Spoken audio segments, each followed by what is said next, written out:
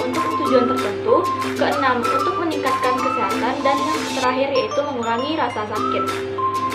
Penggolongan obat berdasarkan jenisnya atau penandaan.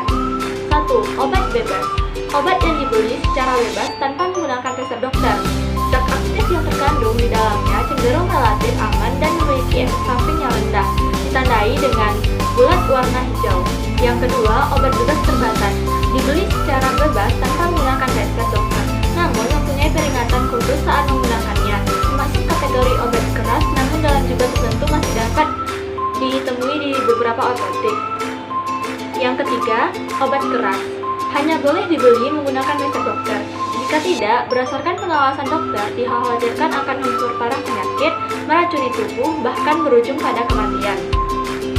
Yang keempat, psikotropika dan narkotika. Obat hanya dibeli menggunakan resep dokter dan dapat menyebabkan ketergantungan. Golongan 1 tidak untuk pengobatan.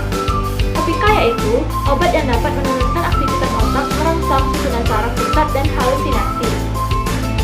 Narkotika adalah obat yang berasal dari tanaman atau bukan tanaman, baik sintetis maupun semi-sintetis, yang dapat menghilangkan rasa sakit, halusinasi, dan ketergantungan. Baik, secara jelas, obat bebas ditandai dengan warna hijau, bebas terbatas ditandai dengan warna biru, dan obat keras ditandai dengan warna merah ada kali di tengahnya, dan terakhir obat jenis narkotika dan psikotropika ditandai dengan tanda tambah merah di tengahnya. Penggolongan obat berdasarkan bentuknya. A. Bentuk gas. Contoh, inhalasi spray aerosol. D. Bentuk cair.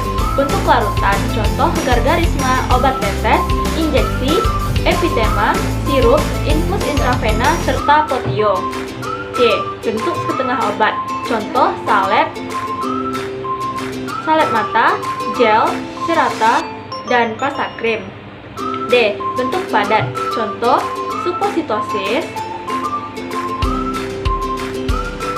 kapsul, pil, tablet, dan serbuknya. Penggolongan obat berdasarkan cara kerjanya.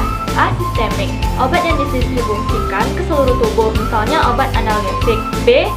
Lokal. Obat yang dapat digunakan pada jaringan setempat.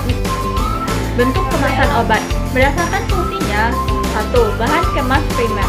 Bahan kemas yang langsung bersentuhan dengan obat. Ada dua jenis bahan kemas primer, yaitu pemakaian dosis tunggal untuk sekali makan dan dosis multi bisa lebih dari sekali makan. Contohnya botol. Kemasan sekunder tidak bersentuhan langsung dengan obat untuk menjaga kemasan primer.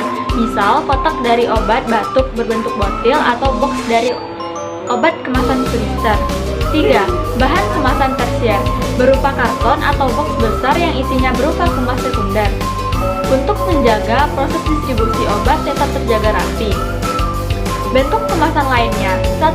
Strip packaging atau kemasan strip seperti tablet dan kapsul. 2.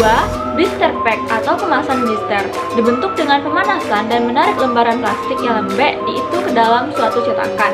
3. Pengemasan bulk. Produk digunakan untuk mengemas barang yang cukup banyak. Multi-wall paper sack. 4. Pengikat atau ban yang mengerut. 5. Kertas timah, kertas, atau kantung plastik.